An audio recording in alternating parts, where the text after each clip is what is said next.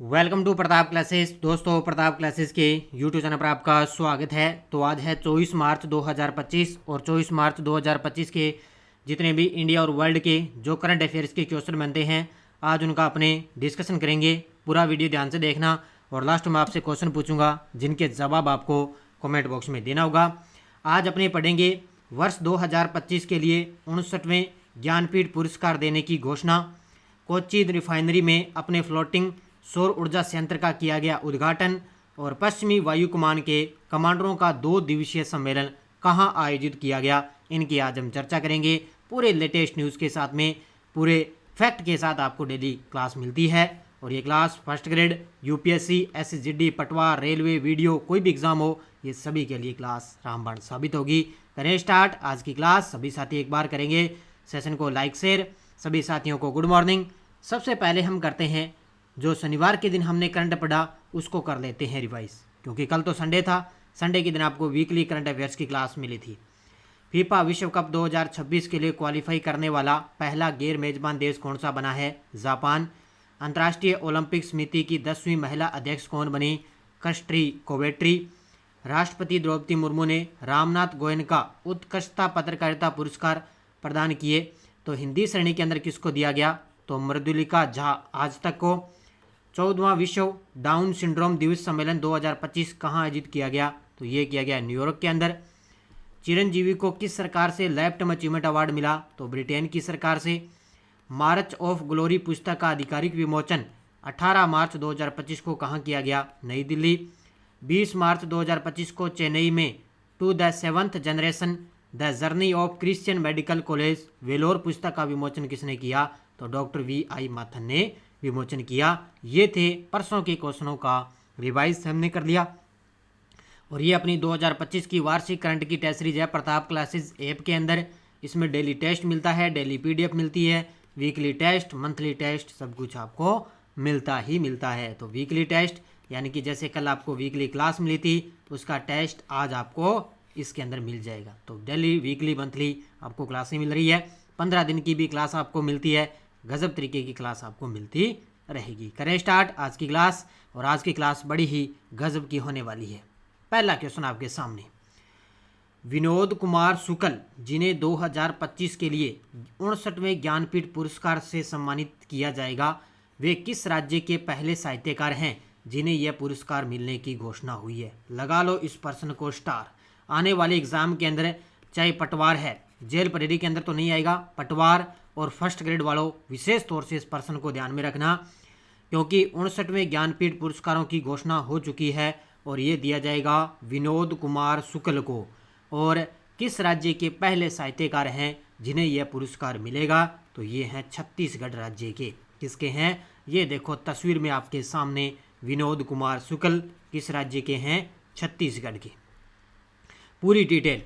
हिंदी के प्रसिद्ध साहित्यकार विनोद कुमार शुक्ल को वर्ष 2025 के लिए 59वें ज्ञानपीठ पुरस्कार देने की घोषणा हुई है। विनोद कुमार शुक्ल हिंदी के 12वें और छत्तीसगढ़ के पहले साहित्यकार हैं जिन्हें यह पुरस्कार मिलेगा। तो विनोद कुमार शुक्ल है वो हिंदी के 12वें साहित्यकार हैं और छत्तीसगढ़ के पहले साहित्यकार हैं जिनको ये पुरस्कार दिया जाएगा। भारत का सर्वोच्च साहित्यिक सम्मान है ये विशेष तौर से भारतीय भाषाओं में उत्कर्ष साहित्य के लिए दिया जाता है। इसके अंदर 11 लाख रुपए की राशि, वाघ देवी की कांस्य प्रतिमा और प्रशस्ति पत्र दिया जाता है। अब बात आई है ज्ञानपीठ पुरस्कारों की। अब देखो बूस्टर डोज में ज्ञानपीठ पुरस्कार शुरुआत कब से हुई थी? 1961 के अंदर ज्ञानपीठ पुरस्कार की। प्रथम ज्ञानपीठ पुरस्कार किसको दिया गया? मलयालम लेखक जी शंकर कुरूप को 1965 में उनका काव्य संग्रह ओड कक्कूजल के लिए दिया गया था, जिसको जी शंकर कुरूप को पहला ज्ञानपीठ पुरस्कार। पहली महिला विजेता कौन रही थी? आशापूर्णा देवी, बंगाली लेखिका है, 1976 के अंदर मिला और अब की बार मिला है 59वां। तो इससे पहले 57वां ज्ञानपीठ पुरस्कार 2022 दामोदर मौजो को कोंकणी लेखक के लिए और 58वां ज्ञानपीठ पुरस्कार 2024 जगत गुरु राम भद्राचार्य संस्कृत और गुलजार उर्दू के लिए मिला था। तो 57वां भी याद रखना दामोदर मौजो, 58वां याद रखना जगत गुरु राम भद्राचार्य और गुलजार को, और 59वां मिल गया विनोद कुमार शुक्ल को। तो याद रखना सारी चीज़ें अच्छे तरीके से ज्ञानपीठ पुरस्कारों की। प्रसिद्ध मूर्तिकार राम सुतार जो स्टैच्यू ऑफ यूनिटी के रचनाकार हैं, इनको कौन सा पुरस्कार हाल ही में प्राप्त हुआ है? तो प्रसिद्ध मूर्तिकार राम सुतार है जो स्टैच्यू ऑफ यूनिटी के रचनाकार है, तो इनको हाल ही में महाराष्ट्र भूषण पुरस्कार मिला है। कौन सा पुरस्कार प्राप्त हुआ है? Option number B, Maharashtra Bhushan पुरस्कार मिला है।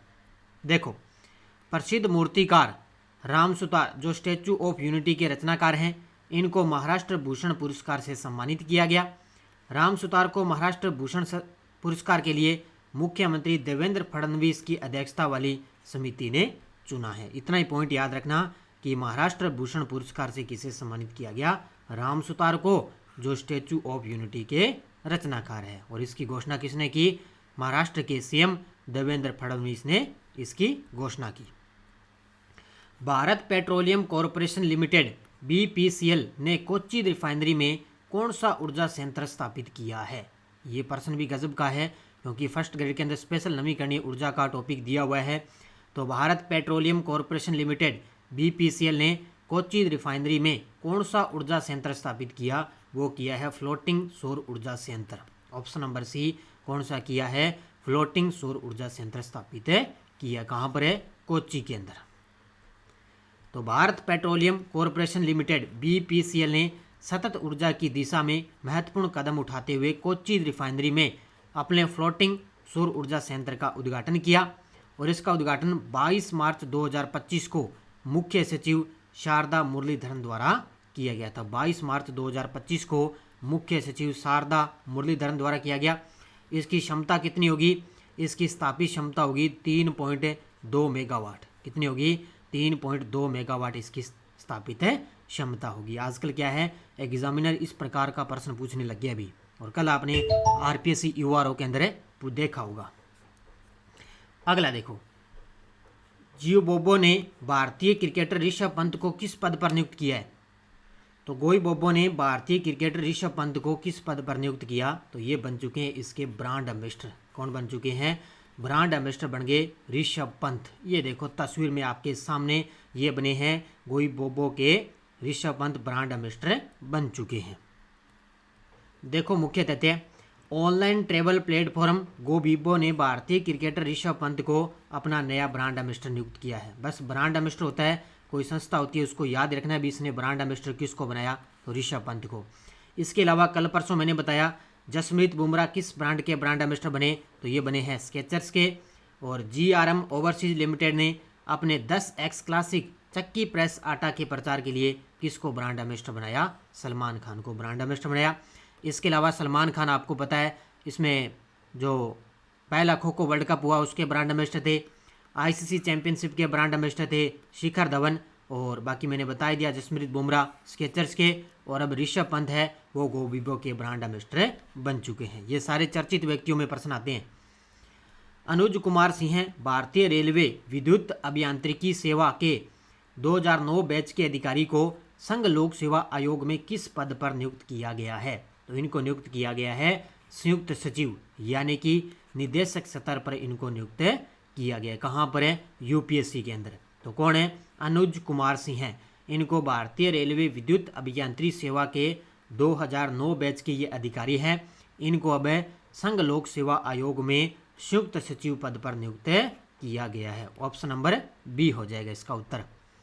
तो अनुज कुमार सिंह भारतीय रेलवे विद्युत अभियांत्रिकी सेवा के 2009 बैच के अधिकारी, इनको संघ लोक सेवा आयोग दिल्ली में संयुक्त सचिव के रूप में नियुक्त किया गया। और वर्तमान में यूपीएससी के अध्यक्ष कौन है? प्रीति सूदन। कौन है? प्रीति सूदन। उनकी यह नियुक्ति केंद्रीय स्टाफिंग योजना के तहत की गई और वे 5 वर्षों या अगले आदेश तक इस पद पर बने रहेंगे, यानी कि आगामी 5 वर्षों तक वो इस पद पर रहेंगे। किसको? Anuj Kumar Singh. Centre for development of telematics CDOT ने किस नाम से एक समर्पित इंक्यूबेशन प्रोग्राम लॉन्च किया है? और कल आपने देखा होगा आरपीएससी यूआरओ में एक CDOT का प्रश्न आया था करंट अफेयर्स के अंदर, CDOT का। तो centre for development of telematics CDOT ने किस नाम से एक समर्पित इनक्यूबेशन प्रोग्राम लॉन्च किया? तो वो किया है समर्थ के नाम से। किसके नाम से? समर्थ के नाम से एक प्रोग्राम लॉन्च किया है। देखो, centre for development of telematics C dot ने समर्थ नामक एक समर्पित इंक्यूबेशन प्रोग्राम लॉन्च किया, जिसका उद्देश्य दूरसंचार और आईटी क्षेत्रों में नवाचार को बढ़ावा देना। इसका मतलब दूरसंचार और आईटी क्षेत्रों में बढ़ावा देना। इसके अंदर भागीदार है software technology parks of India, STPI। इसके अंदर भागीदार कौन है? सॉफ्टवेयर टेक्नोलॉजी पार्क्स ऑफ है इंडिया। तो ये बात आई है सी डॉट की। अब कल कौन सा क्वेश्चन आया था? कल ये आया था, ये देखो कि नवंबर 2024 में सी डॉट ने, ये देखो सी डॉट आ गया ना, एक संस्थान के साथ 5G ग्रामीण कनेक्टिविटी के लिए पॉलीमर आधारित कम लागत वाले मिलीमीटर वेव ट्रांसीवर के निर्माण के लिए एक समझौता किया। और वो किसके साथ किया? IIT रुड़की के साथ। अब बात आई है, क्योंकि इस प्रकार का प्रश्न आ गया, अब हो सकता है आगे के एग्जामों में फिर ये सी डॉट वाला समर्थ नाम से एक प्रोग्राम लॉन्च किया, ये आगे आने की पूरी संभावना है। क्योंकि हमें लगता है ना, अब की बार हमें जो लगता है भी ये क्वेश्चन नहीं आएगा, एग्जामिनर उसको उठाता है। अब देख सकते हो अब किस प्रकार के क्वेश्चन आए हैं राष्ट्रीय अंतर्राष्ट्रीय में। वित्तीय वर्ष 2024-25 में 250 मिलियन टन मूल माल ढुलाई हासिल करने वाला भारत का पहला रेलवे जोन कौन सा है? वित्तीय वर्ष 2024-25 में 250 मिलियन टन का मूल माल ढुलाई हासिल करने वाला भारत का पहला रेलवे जोन बन गया ईस्ट कोस्ट रेलवे। कौन सा बन गया? Option number C, east coast railway बन चुका है। देखो, ईस्ट कोस्ट रेलवे ने भारतीय रेलवे में एक नया मानदंड स्थापित किया, जो वित्तीय वर्ष 2024-25 में 250 मिलियन टन मूल माल ढुलाई करने वाला भारत का पहला रेलवे जोन बन गया है। अब क्यों महत्वपूर्ण है? क्योंकि ये भारत का पहला रेलवे जोन बन गया। कौन सा? ईस्ट कोस्ट रेलवे, जो 2024-25 में 250 मिलियन टन का माल ढुलाई हासिल करने वाला पहला जोन बन गया है। इसलिए एग्जाम के लिए क्वेश्चन महत्वपूर्ण बनता है। आंध्र प्रदेश के मुख्यमंत्री N चंद्रबाबू नायडू ने अमरावती में स्वतंत्रता सेनानी पोड्डी श्रीरामुलु की स्मृति में कितने फीट ऊंची प्रतिमा स्थापित करने की घोषणा की है? तो कितने फीट ऊंची प्रतिमा स्थापित करने की घोषणा की? तो वो की है 58 फीट। ये देखो तस्वीर में आपके सामने। तो अमरावती में स्वतंत्रता सेनानी है पोड्डी श्रीरामुलु की स्मृति में 58 फीट ऊंची प्रतिमा स्थापित करने की घोषणा की है। तो आंध्र प्रदेश के CM चंद्रबाबू नायडू ने अमरावती में स्वतंत्रता सेनानी है पोड्डी श्रीरामुलु की स्मृति में 58 फीट ऊंची प्रतिमा स्थापित करने की घोषणा की। और उनके 58 दिनों के अनशन के परिणाम स्वरूप 1953 में आंध्र प्रदेश का गठन भी हुआ था। ये याद रखना। इसके अलावा अगला देखो, और ये कल ये क्वेश्चन आया था RPSC URO में। भारतीय वायुसेना की पश्चिमी वायु कमान के कमांडरों का 2 दिवसीय सम्मेलन 6 और 7 दिसंबर 2024 को किस स्थान पर किया गया था? तो ये किया गया था नई दिल्ली के अंदर। अब इसके अलावा इसने पूछा है भारतीय वायुसेना का, मैंने क्वेश्चन आपको करवाया था सीधा सेना का, जो थल सेना ना उसका करवाया था, उसका 2 चरणों में ये सम्मेलन हुआ था। एक तो सिक्किम के अंदर हुआ था और दूसरा चरण हुआ था नई दिल्ली के अंदर अक्टूबर महीने में। और ये एक वायुसेना का और सम्मेलन हुआ, ये हुआ था दिसंबर में। अब एग्जामिनर ने इस प्रश्न को पूछ लिया, मैंने करवाया था सेना वाला, तो वो नई दिल्ली में हुआ था और ये भी कहाँ पर हुआ? नई दिल्ली में। और इस सम्मेलन में वायुसेना प्रमुख एयर चीफ मार्शल APCM मुख्य अतिथि रहे थे। ठीक है, ये याद रखना। अब देखो आपके सामने one liner current. NIIT university ने अमिताभ कांत को अपना नया चांसलर या अध्यक्ष नियुक्त किया, जो 10 मार्च 2025 से अपना पदभार संभालेंगे। तो NIIT यूनिवर्सिटी है, उन्होंने अमिताभ कांत को अपना अध्यक्ष नियुक्त कर दिया, जिन्होंने 10 मार्च 2025 से पदभार संभाला। और पंजाब विधानसभा सांकेतिक भाषा में कार्रवाई प्रसारित करने वाली देश की पहली विधानसभा बन चुकी है। ये पॉइंट नोट कर लेना। पंजाब विधानसभा है वो सांकेतिक भाषा में कार्रवाई प्रसारित करने वाली देश की पहली विधानसभा बन चुकी है। तो ये दोनों के दोनों वन लाइनर याद रखना। ये टेलीग्राम ग्रुप है, कोई सूचना और जो बुक आई है अपनी फर्स्ट ग्रेड वगैरह URO की, उसके जो क्वेश्चन आए थे इंडिया वर्ल्ड के, वो आपको टेलीग्राम पर मिल चुके हैं। पिछले वीडियो क्वेश्चन क्या था? भारत ने इटली में आयोजित विशेष ओलंपिक विश्व शीतकालीन खेलों में कुल कितने पदक जीते? तो ये जीते हैं 33 पदक। बहुत सारे विद्यार्थियों ने बड़े गजब के दिए आंसर। अब देखो question for you, world happiness day की ताज़ा रिपोर्ट के अनुसार भारत को इस साल हैप्पीनेस इंडेक्स में कौन सा स्थान मिला? 120, 118, 110, 115। इसका जवाब देना है। अब देखो यस्टरडे डोज, राज्य वित्त आयोग का गठन भारतीय संविधान के किस अनुच्छेद में है? तो ये है अनुच्छेद 243(1) में। भारत निर्वाचन आयोग की स्थापना कब हुई? 25 जनवरी 1950 को। और 20 जुलाई 1951 ईस्वी में किस राज्य में अनुच्छेद 356 का प्रयोग किया गया? तो ये किया गया था पंजाब के अंदर। ये थी अपनी पॉलिटिकल की यस्टरडे डोज। अब देखो अपनी ये नेक्स्ट डोज क्या है, जिसका जवाब आपको कमेंट बॉक्स में देना है। किस प्रधानमंत्री के कार्यकाल में संपत्ति के अधिकार को भारत के संविधान की मौलिक अधिकारों की सूची से विलोपित किया गया? भारत के संविधान के निम्नांकित में से किस अनुच्छेद में वैज्ञानिक दृष्टिकोण शब्द का उल्लेख है? और निम्नांकित राष्ट्रपतियों में से किसने 1998 में अटल बिहारी वाजपेयी को प्रधानमंत्री पद की शपथ ग्रहण करवाई थी? ये देना है आपको जवाब कमेंट बॉक्स में। ये थी आज की 24 मार्च 2025 की करंट अफेयर्स की क्लास। गजब तरीके की, अच्छे तरीके से पढ़ो और लगातार आपको क्लासें मिलती रहेगी। ये आर्थिक समीक्षा करंट अफेयर्स की ये बुक है और लगभग आपको क्वेश्चन एग्जाम के अंदर देखने को मिलेंगे। और कई क्वेश्चन तो आपने देखा होगा बड़े अपवाद रूप में प्रश्न आए हैं, उनको तो छोड़ना ही पड़ेगा, ठीक है। बाकी ये करंट अफेयर्स की टेस्ट सीरीज चल रही है, ये मिशन 1.0 और इसके अंदर जो महिला सशक्तिकरण मैंने कल परसों टॉपिक करवाया, उसमें से देखो 2 क्वेश्चन कल आपको यूआरओ में मिल गए सीधे की सीधे। तो गजब तरीके से पढ़ो। बाकी टेस्ट सीरीज चल रही है अपनी फर्स्ट ग्रेड शिक्षा मनोविज्ञान की चल रही है, first grade second grade URO के लिए, रीट L1 L2 के लिए। इसके अलावा भारत राजस्थान की online test series first grade की भारत राजस्थान की है और डेली वीकली मंथली सब कुछ आपको मिल रहा है। डेली वीकली मंथली सब कुछ आपको मिल रहा है। तो अच्छे तरीके से पढ़ो, मेहनत करो और ज़बरदस्त तरीके की आपको क्लासें मिलती रहेगी। तो धन्यवाद। जय हिंद, जय भारत, जय राजस्थान।